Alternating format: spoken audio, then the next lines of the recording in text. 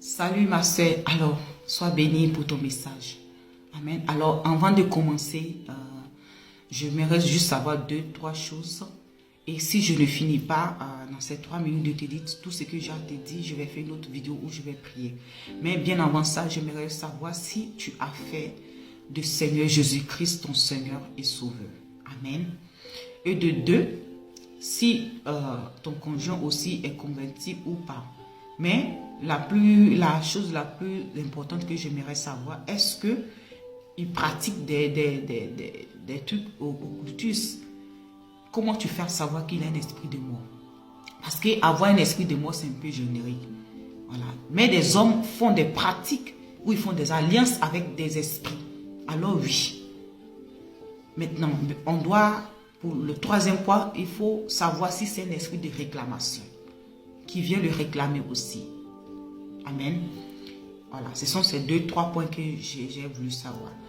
Maintenant, pour ce qui concerne le premier point, la parole déclare dans le livre de Jean 1, 12 à 13 dit, à tous ceux qui l'ont reçu, elle a donné le pouvoir de devenir enfant de Dieu. Alléluia. Donc, étant enfant de Dieu, tu as le pouvoir sur tout ce qui est démon, esprit de manipulation, esprit d'envoûtement, esprit de mort. Et les esprits de mort, souvent, ce sont c'est ce qui l'ennemi, le diable, c'est une ruse du diable. Il se cache derrière un esprit de mort pour manipuler. Donc tu dois chasser d'abord, tu dois chasser cet esprit-là par l'autorité que tu as reçue. Tu le chasses, il va partir. Parce que là où il y a l'esprit du Seigneur, il y a la liberté, il y a la paix. La parole déclare qu'il a reçu le nom au-dessus de tout nom, le nom de Jésus-Christ.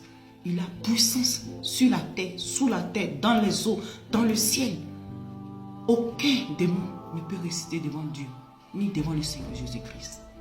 Donc, tu dois connaître ton identité en Christ. Tu es la personne plus forte. Amen. Et aussi, dans le livre de Corinthiens, dit, si un homme non-croyant est avec, si une personne croyante avec un homme non-croyant, il sanctifie son conjoint. Donc si toi tu es en Christ, tu sanctifies ton mari parce que tu as le dessus, tu as le pouvoir. Celui qui est en toi, il est plus fort que celui qui est en lui, les 10 000, je ne sais pas quoi qui est en lui, qui l'enseigne. Toi seul, tu peux chasser ces esprits parce que tu as autorité. Ils doivent t'obéir, ils doivent fuir. Parce que ce n'est pas toi, ils voient Christ en toi. Et tout genou fléchit devant Christ. Alléluia. Donc, voici un peu ces points que j'ai voulu te partager. Maintenant, je vais te donner des versets.